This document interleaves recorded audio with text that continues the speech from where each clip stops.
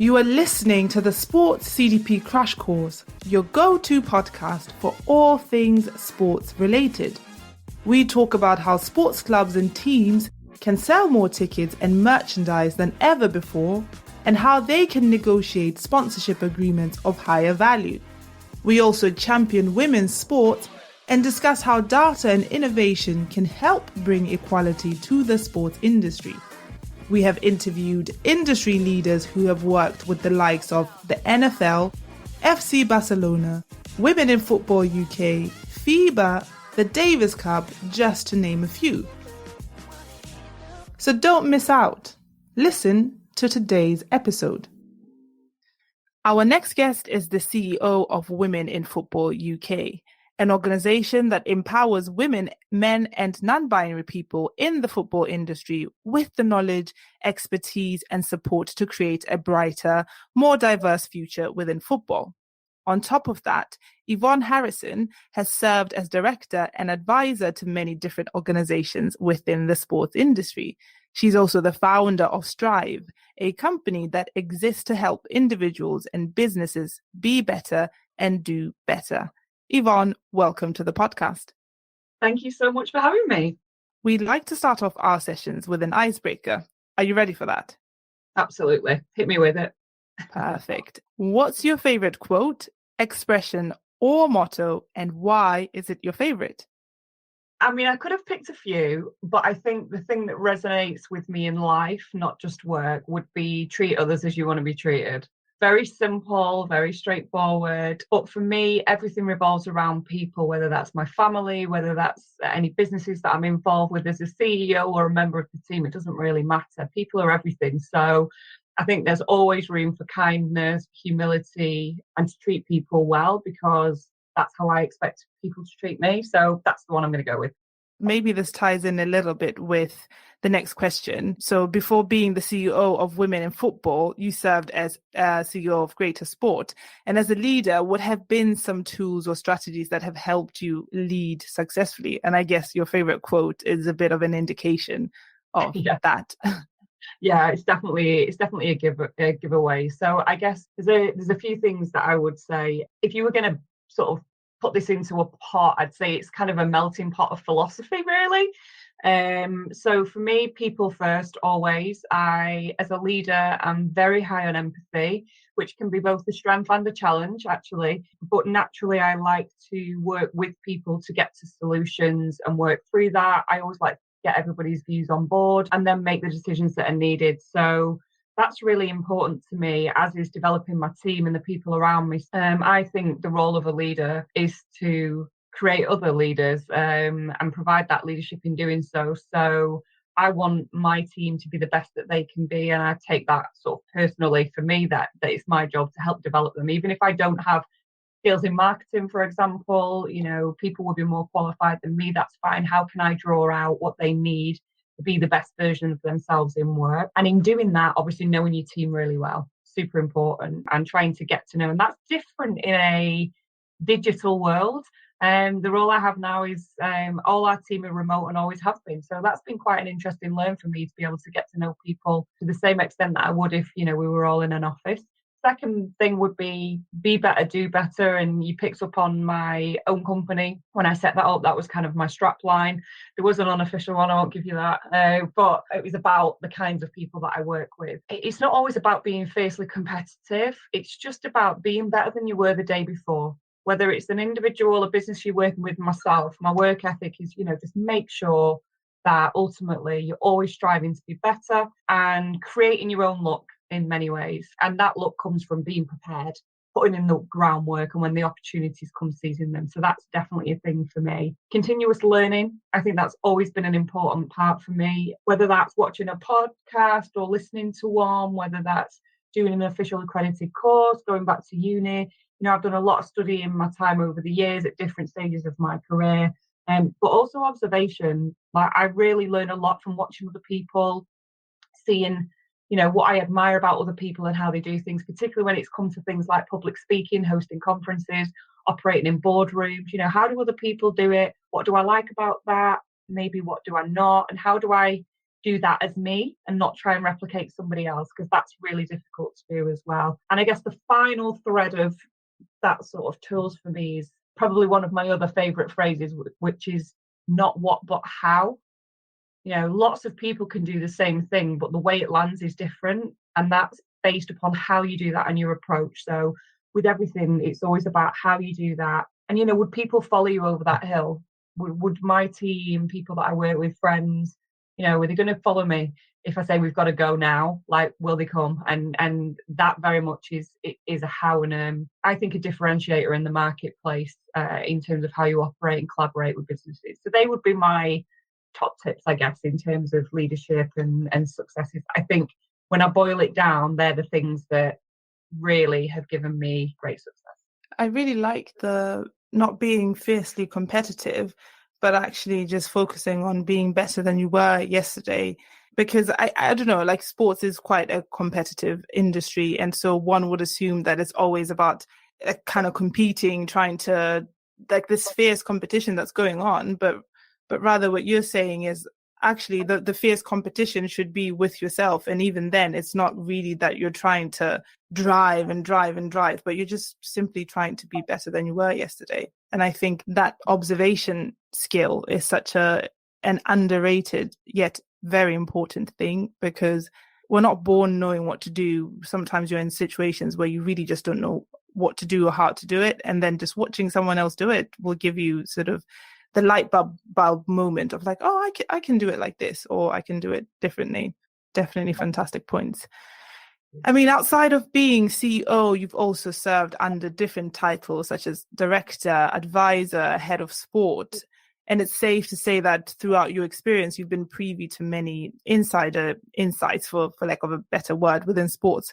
What key factors have you seen that differentiate successful sports organizations from the not so successful ones, or maybe even successful projects from less successful ones, or successful individuals from the not so successful ones? So what makes or breaks a project or club or an organization or an individual in that sense? I think the best organizations I've either worked with or for or kind of seen in some way would be ones with a really clear vision and purpose. Like, what are you there to do? And does everybody know that? Is everybody connected to that vision? Because some organizations, at a boardroom level would have a very clear vision, but if you go and speak to different people in the organization, not necessarily able to articulate what that is, or particularly understand the role that they play, like every day, what they're doing and how that's contributing. And for me, that connectivity is really, really important. So I think that would be something that I would sort of look out for and recognise. I think, again, right people and right throughout the organisation. Do people want to be there? Like, lots of people will have similar skills. So the best organisations really thrive on the people they have, how they gel together, the characters. The difference as well as similarities is really important. I've worked in an organisation where I really recognised there were a lot of people, probably like me actually, very high on empathy, didn't really like conflict. And actually, healthy conflict is good, and bringing in different characteristics within your organisation, recognising that can be really transformative for a team if it's managed well. So that right people, right philosophy, valuing your people. I think when we spend a lot of time at work, whatever your job, and all we want is to be part of something and to feel value, I think, as human beings, and that connection. So if you can ensure that your team genuinely believe you care about them, which I'd like to hope most people do, but I recognise not all, that's a big deal. Because on those days where maybe somebody's not feeling great, or for whatever reason, doesn't want to get out of bed that day, or they've got a big piece of work and it just feels massive, on those days, they're going to put in the extra. They're going to make that effort to get into work. They're going to make the effort to meet the deadline, because they know that you really appreciate that. And it doesn't take a lot for that, but actually so many people don't do that. So for me, where you've got that culture of valuing your colleagues and respecting them, and also feeling valued by the people that run the organisation, including the board, that's really, really important. On the board, board leadership is massive. Having a diverse board, not only in terms of kind of demographics, if you like, but also diversity of thought, like really just having people from different backgrounds relative to whatever the purpose of the organisation is very, very important for me. And that final thing for me, success factor, is about collaboration.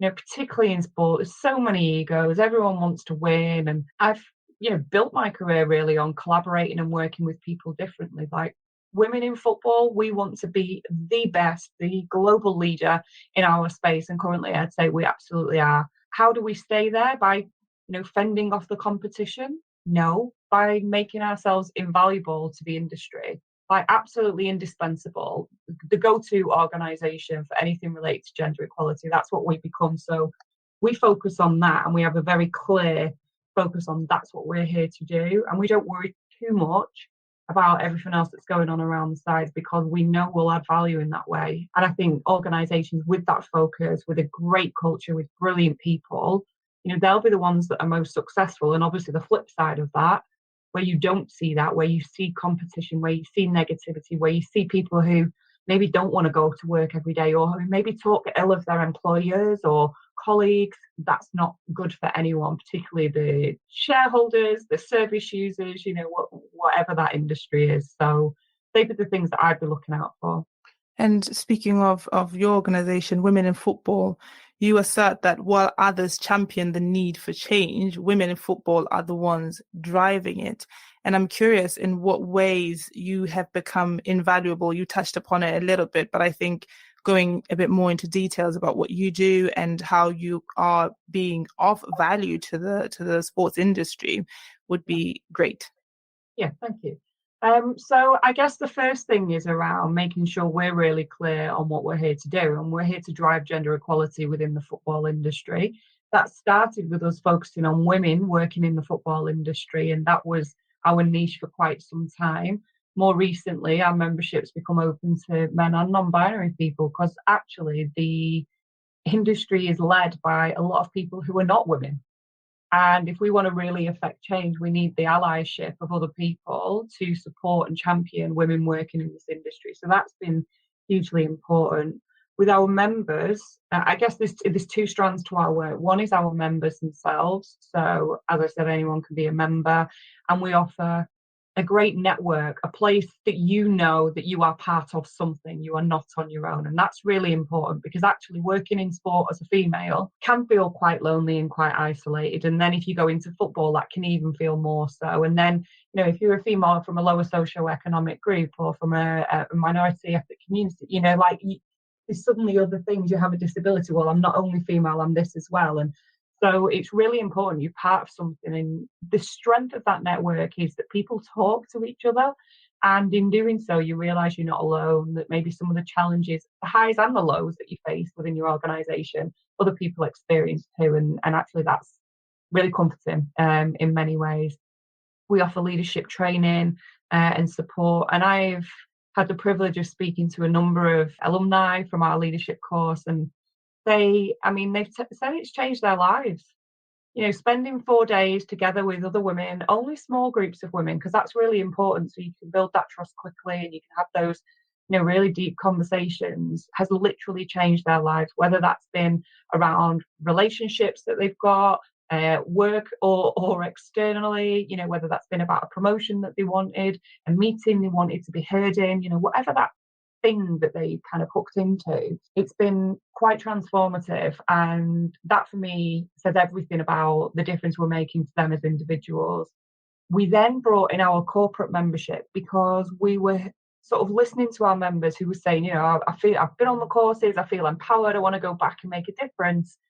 And then their organisations weren't necessarily providing the environment for them to do that, to flourish. Not all, but some. So we actually then started talking to clubs, organisations that support the football industry, to say, do you know that our members feel like this? Do you know how it feels to be a woman working in this industry? And a stat I often use is around, 66% of our members who responded to our survey said that they'd experienced sexism in the workplace, but only 12% have reported that. 12%. There's a big disconnect between what's happening and the reality, either for women to have the confidence to speak out, or for organisations to really understand the extent of some of the challenges that women in their organisations face. So really the corporate membership and that side of it was really to try and help organisations that wanted to move forward on this kind of journey and be more gender inclusive to be able to do that with evidence and understanding and support, and not shouting or, calling certain things out, but actually we recognise that you've got a problem, we want to help you. And that's been really a big deal. And then lastly, the stakeholder management, working with the FA, the Premier League, the EFL, a whole range of different organisations in the football industry to really understand what do they think of women in football, what do they think we can add value to. And it's been brilliant this last 12 months that I've been involved. Premier League are working on a gender equality strategy. The EFL, they recently launched their Together strategy, which is around inclusion in football. We've supported consultation on both of those things. We're working with the FA around our Be Inspired conference in partnership with Barclays, all focused on women's football. So there's a lot that we're doing. We're a relatively small organisation that's packing a big punch right now, but we're growing, and that's really exciting. But it's just about getting that scale right and making sure we can continue to grow and make a difference without trying to take on too much. Absolutely. And it's so fantastic that you've had such a wonderful reception, and that more organizations and more women are speaking up. At least like they have an outlet to talk to if they can't report these situations, there's an organization that is supporting them in that sense. And then that organization, being you, is able to get back to the different stakeholders and offer education and areas of support. But are there areas where you've really had to put in some concerted efforts only to get very few results or sort of little breakthrough in that sense? Have there been challenges or different areas that have proven to be more challenging than others? I guess part of it is around evidence and data. So like if I go back to the members, we offer free legal advice as well to members who are experiencing sexism through our partner Mishcon Dureo, which is an unbelievable benefit to be able to offer. And Mishcon have been brilliant in that sense. But when I'm talking to different, whether it's football stakeholders, potential commercial partners, there's a real lack of evidence around numbers that exist within the football industry. So for example, how many women work in the football industry? Don't know. At what levels? Not sure. For how long? Don't know. What we do know is women are underrepresented, particularly at that senior management level and particularly in boardrooms. I think there was a recent Deloitte report which said something like 11% of clubs.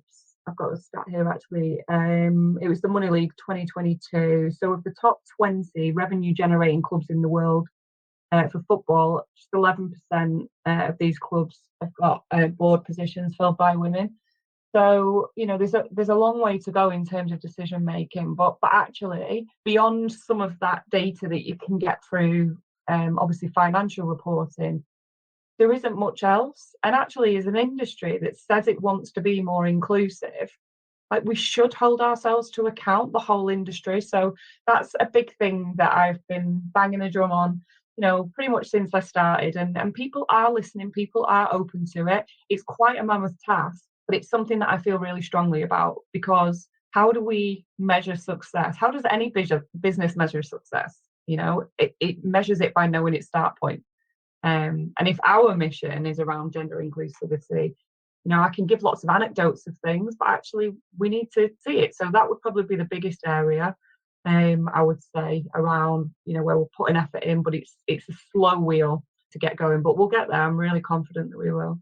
And women's football in the last couple of years in the UK has seen some tremendous growth, especially with the Euros, which was maybe unimaginable when you think back to 2 years ago at the height of the pandemic.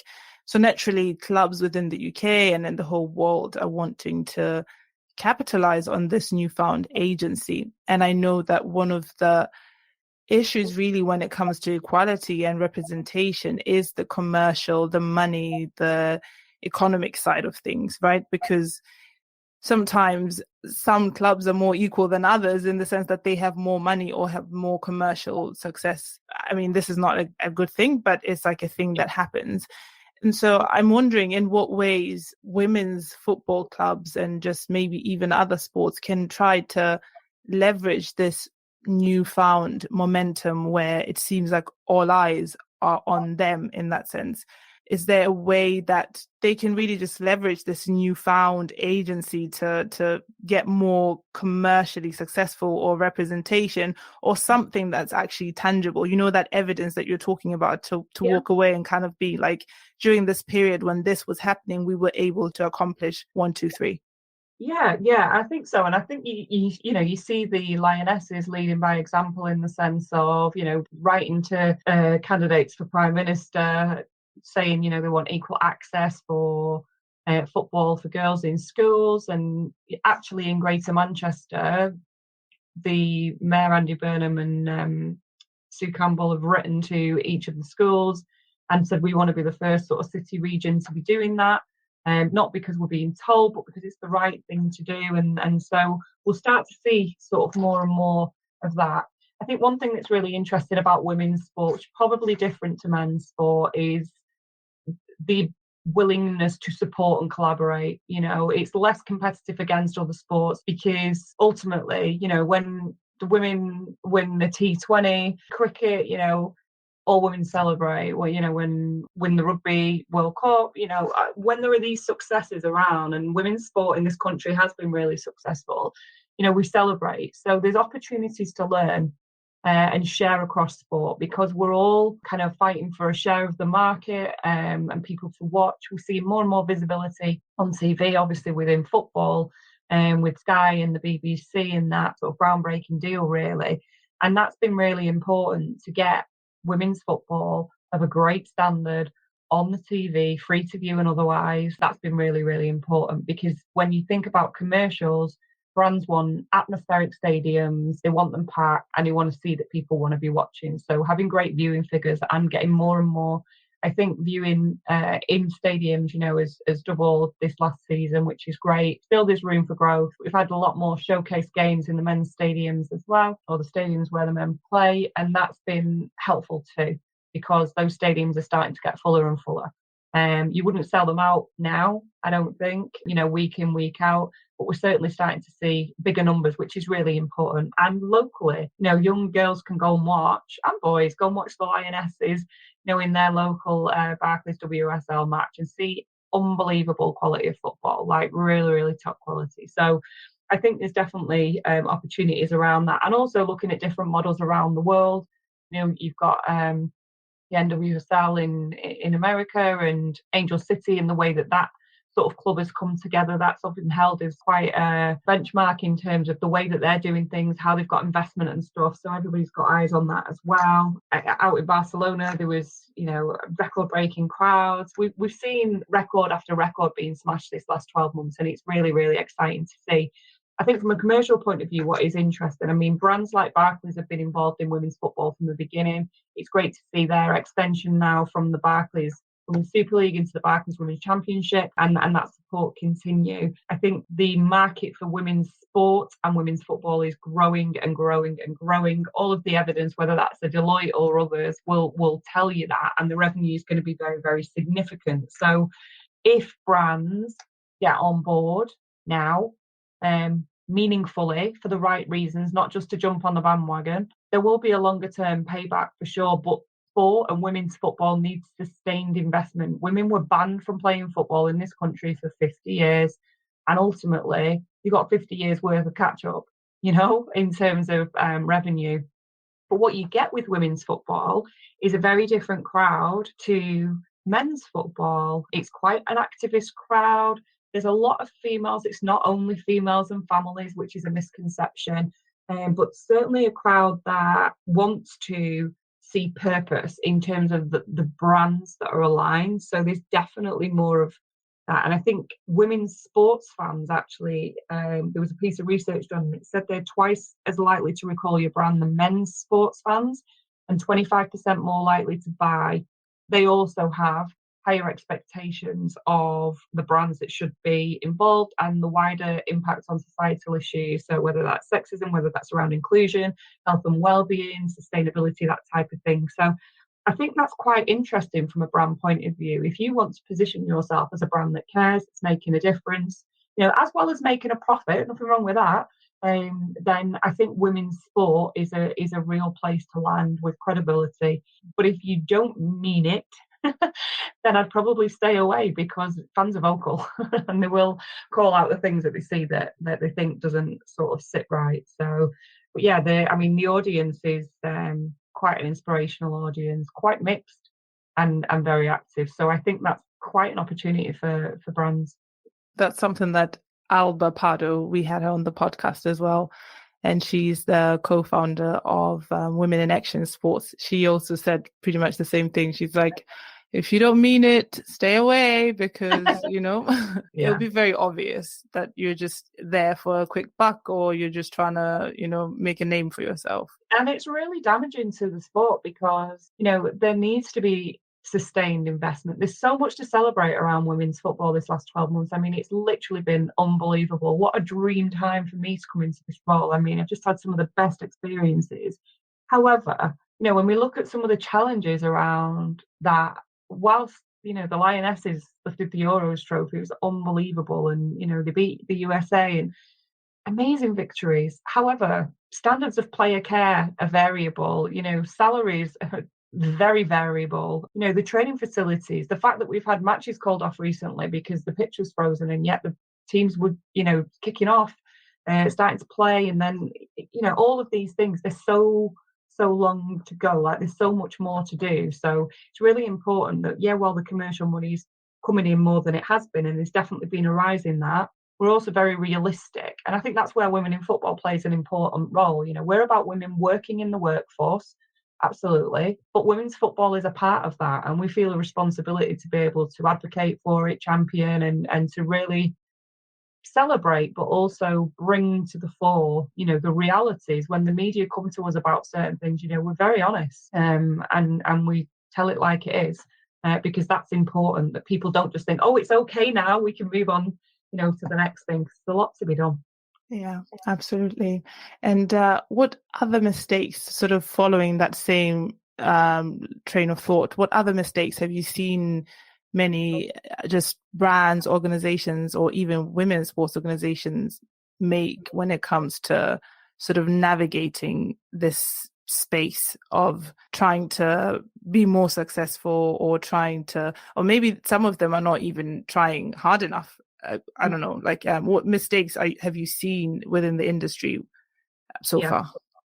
Arguably, if you look at women's football and men's football, like, there's the same rules, but it is a different game. It's a very different feel, and a mistake arguably could be to try and just replicate the men's game, because this feels different. It feels really special, and learn from the brilliant things that happen in the men's game, but also learn from the things that are not so great. And let's make sure they don't happen in women's football. So that would be the first thing. I think often in women's sport, because it's been so under-resourced and everything is, you become grateful for everything. And if you're, you've got a bottom line you've got to hit in order that the team can be a team, and this, that, and the other, then, sometimes people might make decisions to take money that maybe isn't in the interest long term of the sport, but they need it now, or they undervalue or undersell the worth. We all know that phrase, know your worth, but often women, we can talk ourselves out of that, and we go, oh well, maybe we'll just take that, and we should be thankful that we should take that, because we're getting something. And don't get me wrong, something is amazing, but actually we're at a point now where we have to hold tight on what the commercials are worth and the value that's coming. And obviously, if partners get on board earlier, then they'll get better value long term, but they're going to probably have to invest a bit more upfront as well in order to sort of see that sustainability and through. So I think we're in an interesting time of a shift between people investing in women's sport as kind of a corporate social responsibility piece versus as a viable commercial proposition. And I think if we want investors, commercial partners to bring money to the table, then as women's sport, we have to be prepared to deliver. And it's not, oh, well, if we didn't quite hit the mark, then it'll be okay. It won't be okay. It wouldn't be okay in any other commercial contract. So I think making sure the right skills and heads around the table in order to negotiate commercial deals appropriately for the right value, but also for the value for the sponsor as well. Make sure they're getting what they're signing up for is really important. And then, Yvonne, when you think about the future of women's sports, what emotions, thoughts, and reflections are conjured up for you? Are you excited, or are you wary, or how are you feeling? Yeah, I'm excited. Like, there's so much to look forward to. I think, compared to 10 years ago, never mind when I was a young child, I lived for sport. I absolutely loved it. And the opportunities weren't there now. And, when I take my 12-year-old son to football, there's so many young girls playing, there's girls refereeing. Like, it's amazing to see. And I just, I have 2 boys and a girl, and I want all of them to have the same opportunities. And I always kind of talk to them about it. And, particularly my sons, that it's their job to make sure that Clara, has the same opportunities. And my eldest winds me up a little bit about it sometimes, just on purpose, because he knows the levers to pull, but actually they know their responsibility in life, hopefully. And yeah, so I am excited. I think there's lots of opportunity, but we need that authenticity. Like, that's really important. We've got to guard that, because what we have in women's sport across the board, not just football, is very special. We need the sustainability. That longevity piece is really important.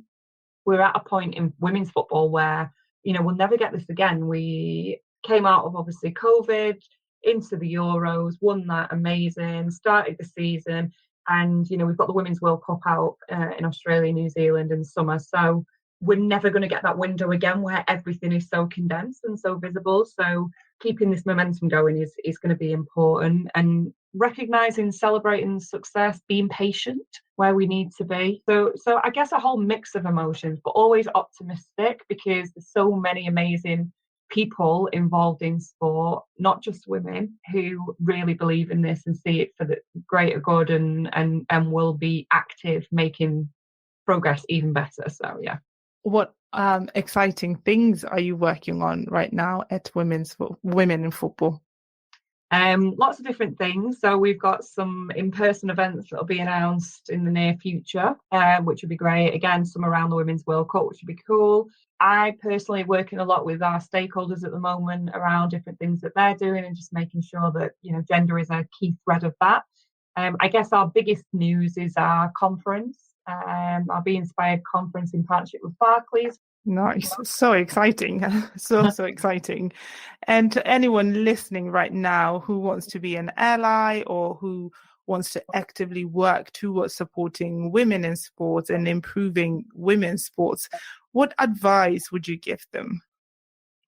I would give them the advice of just, like, join the community. Like, there's lots of online communities around this. We are Women in Football. So if you want to be part of our network, it's absolutely free to join. If you work in the industry or aspire to, you just go on our website, click join now, fill in a few questions, and it's totally free. And then you're privy to all of this information. But equally, there are other organisations who, do that for sport more generally. Check out the resources. There's so many free resources out there. Our YouTube channel is full of videos, webinars, things that we've done over lockdown. Really informative, with some amazing speakers and like some real great insights. So if you want to be part of it, join it, and just remember to treat others as you want to be treated. Like, be an active participant in conversations. And if you hear something that you think maybe that's not right, or maybe somebody, a colleague's being overlooked for something and have got value to add, like, bring them into the conversation. You can never underestimate how powerful that is. Yvonne, I can't thank you enough for coming on to the podcast. I've thoroughly enjoyed our conversation, and you're just spitting out knowledge, and just like, you're flowing with so much knowledge. And if anyone wants to connect with Yvonne, we will link her LinkedIn, and we will put some links to Women in Football, just so that you can keep up with Yvonne. But Yvonne, thank you so much for coming to the podcast. Oh, thank you, Lorraine. If your goal is to get more supporters, superior sales, and real revenue, then visit our website at datatalks.sc and fill out our demo form to experience firsthand how we can help you. Data talks, more supporters, superior sales, real revenue.